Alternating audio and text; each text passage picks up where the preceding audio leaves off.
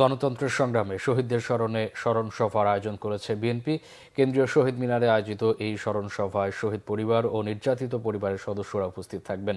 বক্তব্য রাখবেন বিএনপির মহাসচিব মির্জা ফখরুল ইসলাম আলমগীর সহ জাতীয় নেতৃবৃন্দ। দর্শক, এই মুহূর্তে শহীদ মিনারে আছেন বিশেষ প্রতিনিধি জাহাঙ্গীর আকন্দ। সরাসরি কথা বলছি তার সাথে। জাহাঙ্গীর, শুনতে পাচ্ছে নিশ্চয়। স্মরণ সভা কখন শুরু হবে, পরিস্থিতি কেমন দেখছেন? মামুন, স্মরণ সভাটি যেটি আমাদেরকে জানানো হয়েছে বিকেল 3:30টায় শুরু হবে কেন্দ্রীয় শহীদ মিনারে। আপনি নিশ্চয়ই দেখতে পাচ্ছেন আমার পিছনে কেন্দ্রীয় শহীদ মিনারের সেখানে এখন গুড়ি গুড়ি বৃষ্টি হচ্ছে সাগরের লঘুচাপ হওয়ার কারণে।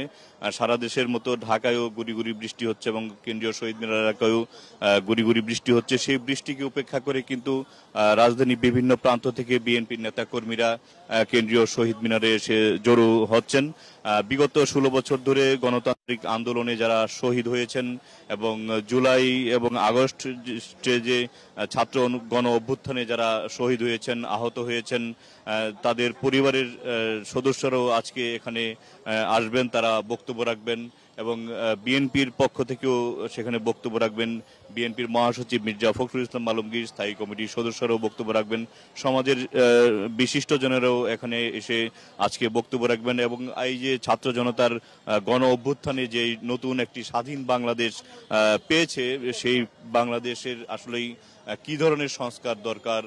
গত 16 বছর স্বৈরাচারী শেখ হাসিনা যেভাবে দেশকে একটি ধ্বংসের দ্বারপ্রান্তে নিয়ে গিয়েছিল এবং সেখান থেকে কিভাবে উত্তরণ ঘটিয়ে সব পক্ষকে সাথে নিয়ে কিভাবে কাজ করা যায়, কিভাবে সংস্কার করা যায় এবং বাংলাদেশের জনগণের যে স্বপ্ন, মহান মুক্তিযুদ্ধের চেতনার ভিত্তিতে অসাম্প্রদায়িক বাংলাদেশের যে স্বপ্ন, সেই স্বপ্ন কিভাবে বাস্তবায়ন করা যায়, অর্থনীতিকে কিভাবে আরও গতিশীল করা যায়, নির্বাচন কমিশন, আইন বিভাগ, বিচার বিভাগ সব ক্ষেত্রে কিভাবে সংস্কার করে আপনার দেশকে আরো এগিয়ে নিয়ে যায়, সেসব বিষয় মূলত এখানে তুলে ধরা হবে। পাশাপাশি যেসব যারা শহীদ হয়েছেন তাদেরকে স্মরণ করা হবে এবং সেখানে শহীদের পরিবারের বক্তব্য রাখবেন, সবাই বক্তব্য রাখবেন।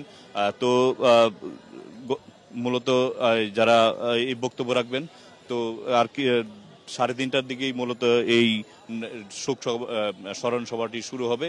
তারপরের সংবাদে আপনাদেরকে আমরা আরো বিস্তারিত জানাতে পারবো। জি জাহাঙ্গীর, আপনাকে অসংখ্য ধন্যবাদ।